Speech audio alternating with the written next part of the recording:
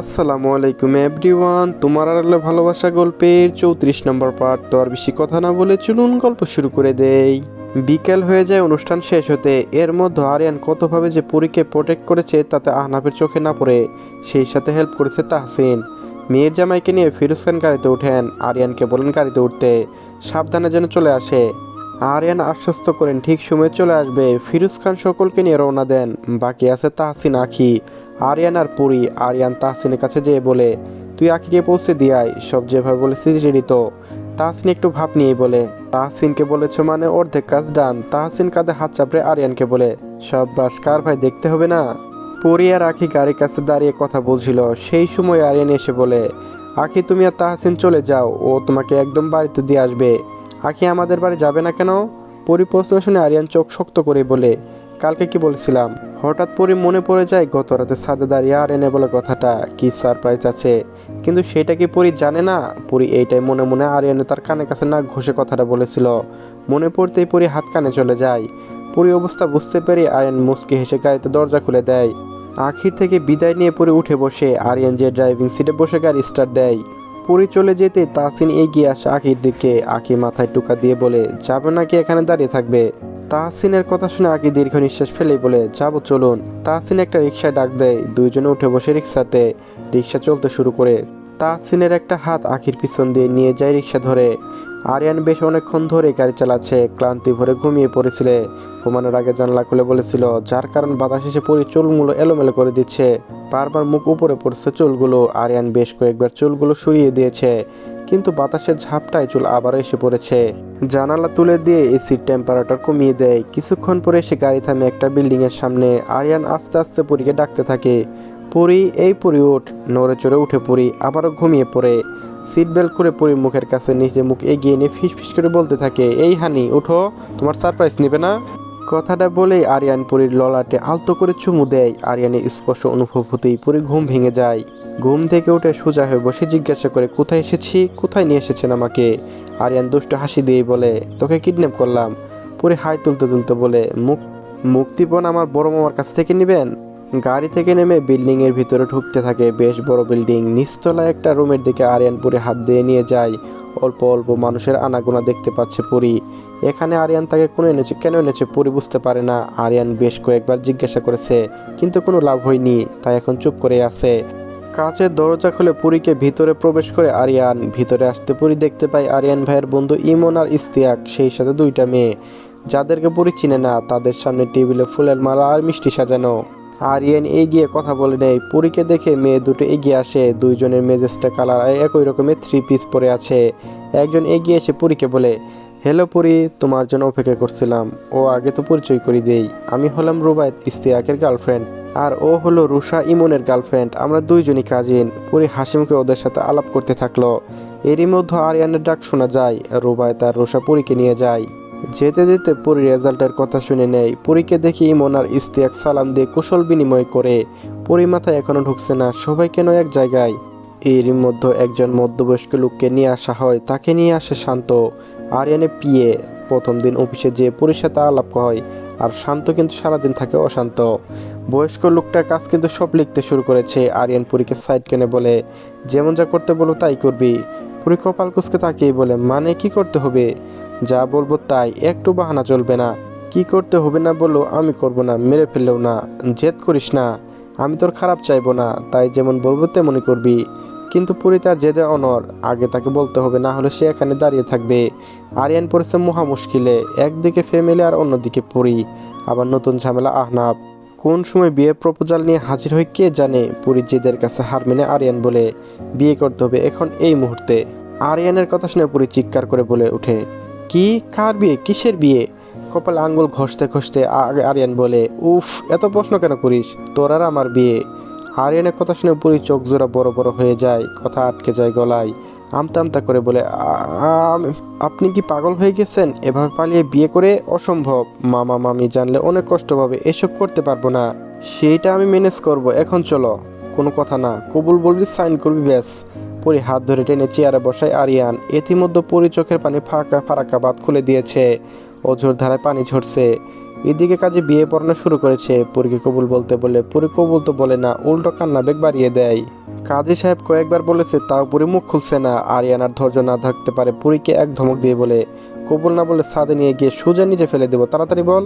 আরিয়ানের ধমক শুনে পুরি কিছুটা লাফিয়ে ওঠে, কাঁপা কাঁপা গলায় বলে, কবুল।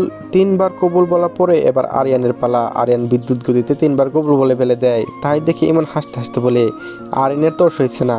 ইমনের কথায় তোয়াক্কা না করে পুরীর দিকে কলম এগিয়ে দেয় সাইন করতে। ধমক খাওয়ার হয়ে কাঁপা কাঁপা হাতে কলমটা নিয়ে সাইন করে দেয়।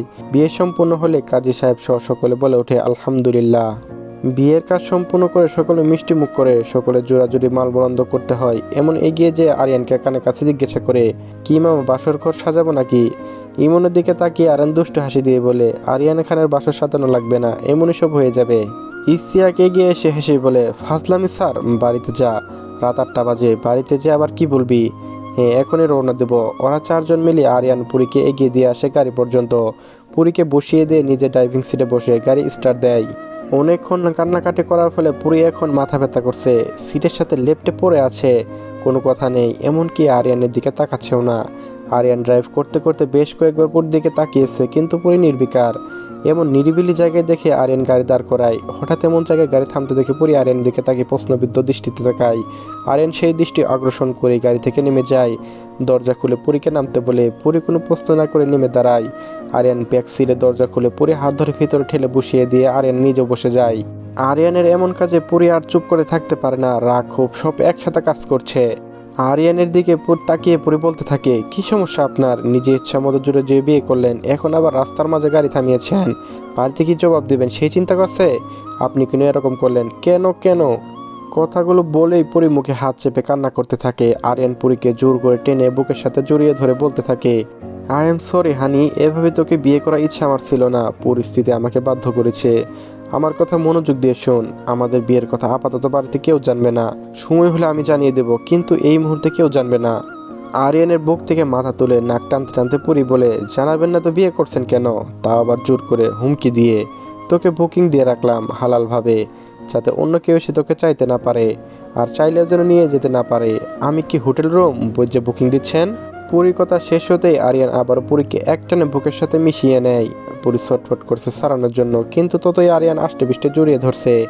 একসময় পুরী শান্ত হয়ে যায়, কপালের সামনে চুল সরিয়ে আলতো করে চুমে এগিয়ে দেয়, বলে, আমি তোকে অনেক ভালোবাসি, নিজের থেকেও বেশি। আমি সহ্য করতে পারবো না অন্য কেউ তোকে নিয়ে নেবে, তোকে ছাড়া আমি বাঁচবো না, বিশ্বাস কর, এই আরিয়ানের অস্তিত্ব আছে তোর জন্য, আই লাভ ইউ হানি। আরিয়ানের কথা শুনে পুরী মস্তিষ্কে খুব করে লাগলো। পুরী যেন নিজের কানকে বিশ্বাস করতে পারছে না, যে তাকে ভালোবাসে সেই আরিয়ান নিজেও থেকে বেশি ভালোবাসে। পুরী আরিয়ানের বুক থেকে উঠতে চাইলে আরিয়ান জুড়ে চেপে রেখে বলে, আর একটু থাক, কিছু বলার লাগবে না, বল। কিন্তু পুরী কিছু বলে না, মনের মধ্যে কথা জুড়ি, কিন্তু মুখ ফুটে একটি কথাও বের হচ্ছে না।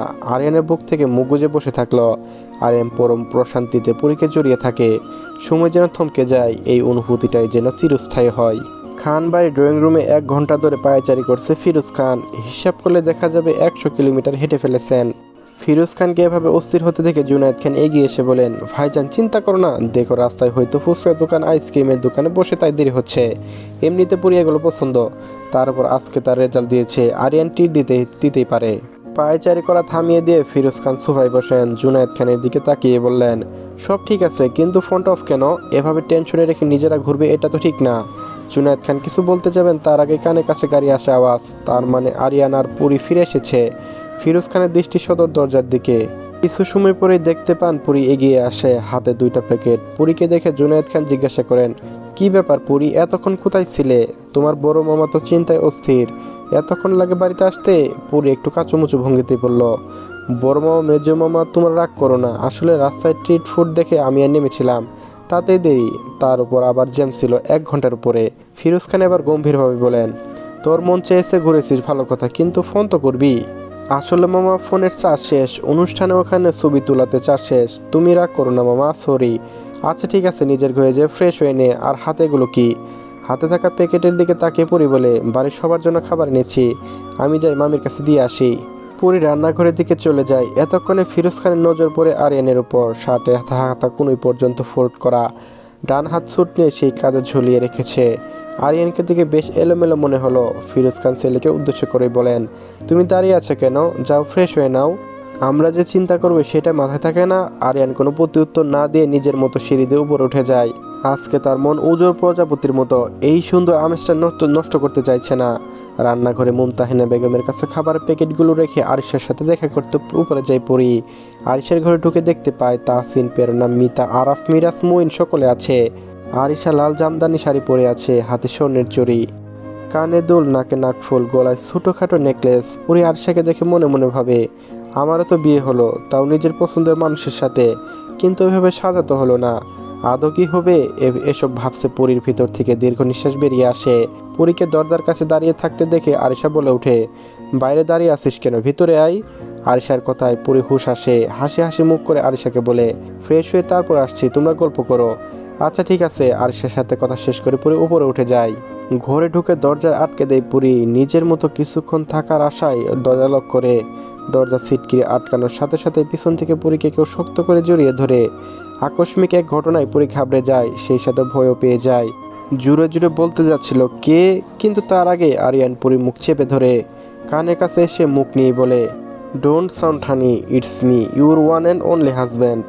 চলবে গাইজ, পরবর্তী পার্টও আপলোড দেওয়া আছে এই চ্যানেলে, তো সবাই দেখে নেবেন। ধন্যবাদ।